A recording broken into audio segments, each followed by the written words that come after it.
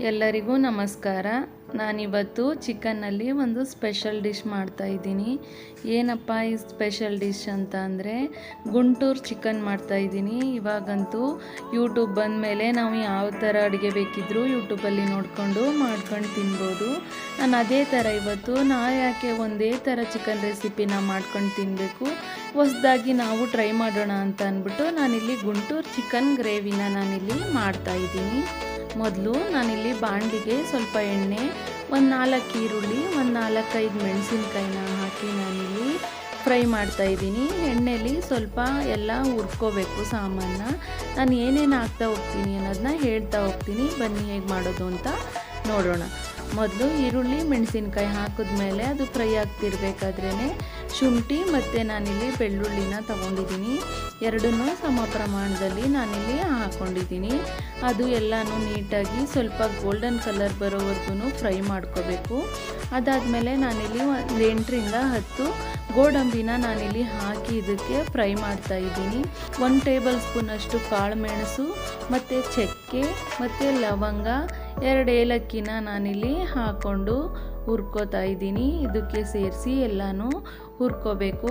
1 ಹಿಡಿಯಷ್ಟು ನಾನಿಲ್ಲಿ ಪುದೀನಾನ ಹಾಕೋತಾ ಇದ್ದೀನಿ. ಇದಕ್ಕೆ 1 ಹಿಡಿಯಷ್ಟು ಪುದೀನ ಮತ್ತು 1 ಹಿಡಿಯಷ್ಟು ನಾನಿಲ್ಲಿ ಕೊತ್ತಂಬರಿ ಸೊಪ್ಪು ಸೇರಿಸ್ಕೊಂಡು ಎಲ್ಲನೂ ಹುರ್ಕೋತಾ ಇದ್ದೀನಿ. ಎಣ್ಣೆಯಲ್ಲಿ ಆದಷ್ಟು ಫ್ರೈ ಆಗಬೇಕು. ಇದು ಟೇಸ್ಟ್ ಅಂತೂ ತುಂಬ ಚೆನ್ನಾಗಿ ಬರುತ್ತೆ. ಇದು ಎಲ್ಲ ಎಣ್ಣೆಯಲ್ಲಿ ಫ್ರೈ ಮಾಡ್ಕೊಂಡಿರೋದ್ರಿಂದ. 1-2 ಪಲಾವ್ ಎಲೆ ಮತ್ತು 1-2 ಟೊಮೆಟೊನ ನಾನಿಲ್ಲಿ ಕಟ್ ಮಾಡಿ ಹಾಕೋತಾ ಇದ್ದೀನಿ.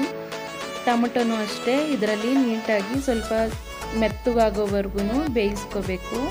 ಅದ್ರ ಜೊತೆಗೆ ಕಾಯಿನ ನಾನಿಲ್ಲಿ ಸೇರಿಸ್ಕೋತಾ ಇದ್ದೀನಿ. ಕಾಯಿ 1 ಬೌಲಷ್ಟು ಕಾಯಿ ತೊಗೊಂಡಿದ್ದೀನಿ. ಅದನ್ನು ಎಣ್ಣೆಯಲ್ಲಿ ಚೆನ್ನಾಗಿ ಫ್ರೈ ಮಾಡಿಕೊಂಡು 1 ಸ್ಪೂನಷ್ಟು ಸಾಂಬಾರನ್ನ ಇದಕ್ಕೆ ಸೇರಿಸ್ಕೊಂಡಿದ್ದೀನಿ.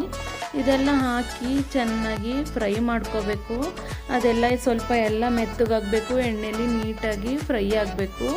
ಫ್ರೈ ಎಲ್ಲ ಆದಮೇಲೆ ಅದನ್ನು ತಣ್ಣಗಾಗಕ್ಕೆ ಬಿಟ್ಬಿಟ್ಟು ಹುರಿದ್ಕೊಂಡಿದ್ವಲ್ಲ ಮಸಾಲೆ, ಅದು ಎಲ್ಲ ತಣ್ಣಗಾದ್ಮೇಲೆ ಮಿಕ್ಸಿ ಜಾರ್ಗೆ ಹಾಕಿ ನಾನಿಲ್ಲಿ ರುಬ್ಕೋತಾ ಇದ್ದೀನಿ. ನೀಟಾಗಿ ಸಣ್ಣಕ್ಕೆ ರುಬ್ಕೋಬೇಕು. ಸ್ವಲ್ಪ ನೀರನ್ನು ಆ್ಯಡ್ ಮಾಡಿಕೊಂಡು ಸಣ್ಣಕ್ಕೆ ಪೇಸ್ಟ್ ಆಗೋ ಥರ ರುಬ್ಬಿ ಇಟ್ಕೊಂಡಿದ್ದೀನಿ. ಇನ್ನೊಂದು ಸೈಡಲ್ಲಿ ನಾನಿಲ್ಲಿ ಒಂದು ಪಾತ್ರೆಗೆ 1 ಬೌಲಷ್ಟು ಮೊಸರು ತೊಗೊಂಡಿದ್ದೀನಿ. ಆ ಮೊಸರಿಗೆ 1 ಸ್ಪೂನಷ್ಟು ಅರಿಶಿನ ಪುಡಿ, 2 ಸ್ಪೂನಷ್ಟು ಅಚ್ಕಾರದ ಪುಡಿ ಮತ್ತು 1 ಸ್ಪೂನಷ್ಟು ನಾನಿಲ್ಲಿ ಚಿಕನ್ ಮಸಾಲೆನ ಬಳಸ್ತಾ ಇದ್ದೀನಿ. ಅದಕ್ಕೆ ರುಚಿಗೆ ತಕ್ಕಷ್ಟು ಉಪ್ಪನ್ನ ಹಾಕಿ ಕಲಸಿ, ಅದಾದಮೇಲೆ ನಾನು ಅದಕ್ಕೆ ತೊಳೆದಿಟ್ಟಿದ್ದಂಥ ಚಿಕನ್ ಪೀಸ್ಗಳನ್ನ ನಾನು ಅದಕ್ಕೆ ಹಾಕಿ ಕಲಸಿ ಇಡ್ತಾ ಇದ್ದೀನಿ. ಅದು ಮಸಾಲೆ ಎಲ್ಲ ಚಿಕನ್ ಪೀಸ್ಗೆ ನೀಟಾಗಿ ಇಟ್ಕೋಬೇಕು. ಆದ್ದರಿಂದ ಅದನ್ನು ಕಲಸೆಲ್ಲ ಆದಮೇಲೆ ಒಂದು 10 ನಿಮಿಷ ಅದನ್ನು ನೆನೆಯೋಕ್ಕೆ ಇಟ್ಟಿದ್ದೀನಿ. ಈ ಗುಂಟೂರು ಚಿಕನ್ ಗ್ರೇವಿ ಅಂತೂ ಚಪಾತಿಗೆ, ಅನ್ನಕ್ಕೆ ಮತ್ತು ಮುದ್ದೆಗೂ ಅಷ್ಟೇ ತುಂಬ ಚೆನ್ನಾಗಿರುತ್ತೆ. ಕಲಸಿಟ್ಟು ಚಿಕನ್ ಎಲ್ಲ ಚೆನ್ನಾಗಿ ಮ್ಯಾರಿನೇಟ್ ಆದಮೇಲೆ ಒಂದು ಬಾಣಲಿಗೆ ಸ್ವಲ್ಪ ಎಣ್ಣೆ ಅಥವಾ ನಾನಿಲ್ಲಿ ಬೆಣ್ಣೆನ ಬಳಸ್ತಾ ಇದ್ದೀನಿ. ಬೆಣ್ಣೆ ಇಲ್ಲ ಅಂತ ಅನ್ನೋರು ಎಣ್ಣೆನೇ ಬಳಸ್ಕೋಬಹುದು. ನಾನಿಲ್ಲಿ ಮನೆಯಲ್ಲಿ ಬೆಣ್ಣೆ ಇತ್ತಲ್ಲ ಅಂತ ಟೇಸ್ಟ್ ಚೆನ್ನಾಗಿ ಬರುತ್ತೆ ಅನ್ನೋದಕ್ಕೋಸ್ಕರ ಬೆಣ್ಣೆ ಹಾಕೋತಾ ಇದ್ದೀನಿ.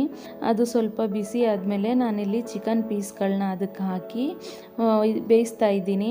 ನಾವು ಮಸಾಲೆಗೆ ಆಲ್ರೆಡಿ ಮೊಸರೆಲ್ಲ ಹಾಕಿದ್ವಲ್ಲ, ಅದರಿಂದ ಅದು ನೀರು ಬಿಟ್ಕೊಂಡು ಅದರಲ್ಲೇ ಚೆನ್ನಾಗಿ ಬೆಂದಿರುತ್ತೆ. ಆ ಚಿಕನ್ನ ಬೇರೆ ಪಾತ್ರೆಗೆ ಹಾಕ್ಕೊಂಡು ಅದೇ ಬಾಣಲಿಗೆ ಸ್ವಲ್ಪ ಎಣ್ಣೆ ಹಾಕಿ ಮಸಾಲೆ ಎಲ್ಲನೂ ಹುರಿದು ನಾವು ರುಬ್ಕೊಂಡು ಇಟ್ಕೊಂಡಿದ್ವಲ್ಲ ಆ ಮಸಾಲೆನ ಇದಕ್ಕೆ ಹಾಕಿ ಬೇಯಿಸ್ಕೋಬೇಕು.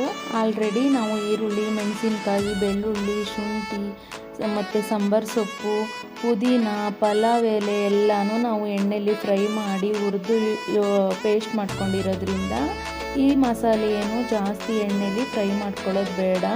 ಹಾಗೇನೆ ಸ್ವಲ್ಪ ಬಿಸಿ ಆದರೆ ಸಾಕು. ಅದಕ್ಕೆ ಚಿಕನ್ನ ನಾವಿಲ್ಲಿ ಸ್ವಲ್ಪ ಬೇಯಿಸಿ ಇಟ್ಕೊಂಡಿದ್ವಲ್ಲ, ಆಲ್ರೆಡಿ ಅದರಲ್ಲಿ ಅರ್ಧಂಬರ್ಧ ಬೆಂದಿರುತ್ತೆ. ಅದನ್ನು ಈ ಮಸಾಲೆ ಒಳಗಡೆ ಸೇರಿಸಿ ನಿಮ್ಗೆ ಎಷ್ಟು ಕ್ವಾಂಟಿಟಿ ಬೇಕೋ ಅಷ್ಟು ತಕ್ಕನಾಗಿ ಸ್ವಲ್ಪ ನೀರನ್ನ ಸೇರಿಸಿ ಬೇಯಕ್ಕೆ ಬಿಡಬೇಕು. ನಾನಿಲ್ಲಿ ಚಪಾತಿಗೆ ಮತ್ತು ಅನ್ನಕ್ಕೆ ಎರಡಕ್ಕೂ ಆಗಬೇಕು ಆ ಥರ ನಾನಿಲ್ಲಿ ಗ್ರೇವಿನ ಮಾಡ್ಕೋತಾ ಇದ್ದೀನಿ. ನೀವು ಯಾವುದಕ್ಕೆ ಮಾಡ್ಕೋತಾ ಇದ್ದೀರಾ ಅನ್ನೋದ್ರ ಮೇಲೆ ಗ್ರೇವಿಗೆ ನೀರು ಸೇರಿಸ್ಕೊಳ್ಳಿ. ಚಿಕನ್ ಗ್ರೇವಿ ಚೆನ್ನಾಗೆಲ್ಲ ಬೇಯ್ತಿರ್ಬೇಕಾದ್ರೇ ಇದಕ್ಕೆ ರುಚಿಗೆ ತಕ್ಕಷ್ಟು ಉಪ್ಪನ್ನ ಹಾಕೋಬೇಕು.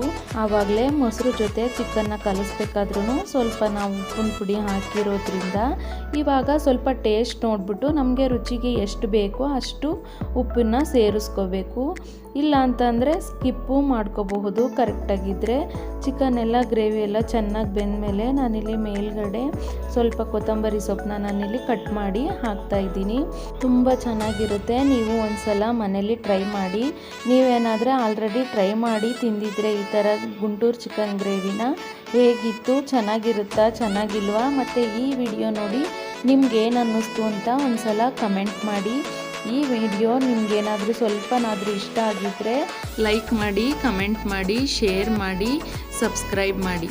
ವಿಡಿಯೋ ನೋಡಿದ ನಿಮ್ಮೆಲ್ಲರಿಗೂ ನನ್ನ ಧನ್ಯವಾದಗಳು.